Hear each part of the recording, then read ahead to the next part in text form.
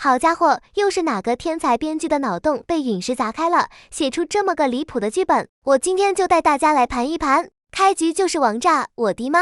女儿发烧40度，都快烧成开水壶了。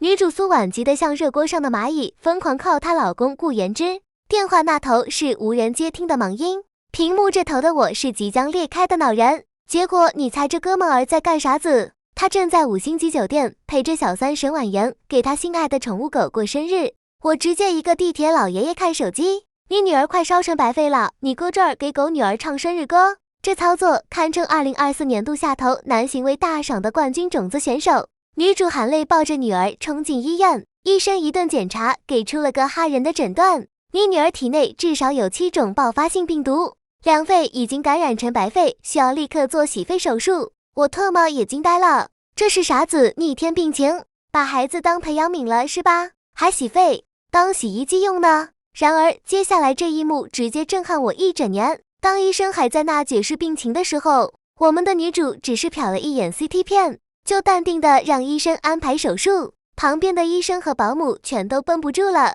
心想一个家庭主妇啷个看得懂这个？哦嚯，原来女主不是青铜，是退隐的王者。曾经的医学界翘楚苏大神，为了爱情休学嫁人，结果把自己活成了个笑话。这6年不仅老公不爱，连亲生女儿都被小三 PUA 的5迷3道。亲妈不如小三，亲妈做的蛋糕不如小三亲手做的，我真的哭死，这养的是女儿吗？这是给小三养的经验宝宝啊！被伤透了心的女主终于觉醒了，不当恋爱脑了，她决定离婚，重拾事业，开启爽文大女主剧本。下一秒 ，M 国顶尖实验室，哈佛、剑桥、华清大学的电话跟催命似的打了进来，校长院士排着队邀请他回归，就差没把诺贝尔奖直接快递到家了。这剧情比我小时候看的 YY 网文还要 YY， 我看的脚趾头都抠出3室一厅了。就在女主准备潇洒走人的前3天，她想尽最后一点母亲的责任去幼儿园接女儿，结果又跟小三撞上了。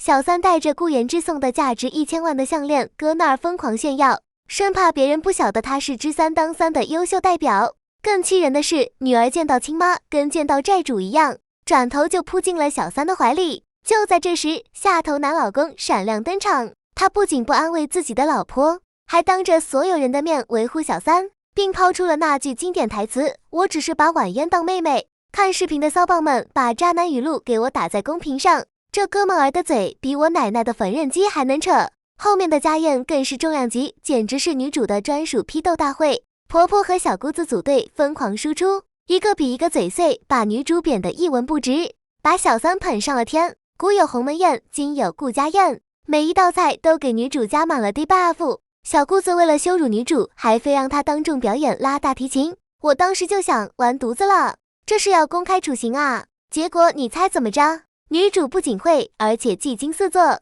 拉得比专业演奏家小三还好听。这波是致命空大，直接反杀。她真的，我哭死，这才是真正的神级打脸。眼看一计不成，小三再生一计，开始终极表演假摔落水，然后大喊你推我。我的妈，这演技堪称身临其境，强烈建议纳入北影表演系失败案例教材。果不其然，全家人包括那个下头男老公和白眼狼女儿全都跑来指责女主，老公让她道歉，女儿威胁说不道歉就再也不认她这个妈。就在我以为女主又要 emo 的时候，她直接开大了，只见她冷笑一声，对着还在水里扑腾的小三说，好，我亲手推给你看。然后她真的上前一步，一把将小三又按回了水里。我直接好家伙，爽，太爽了，这才是大女主该有的样子。在全家老小目瞪口呆的表情中，女主潇洒转身离去。别墅门口，一排黑西装大佬早已等候多时，齐刷刷90度鞠躬，齐声高呼恭迎苏大神重回医学界。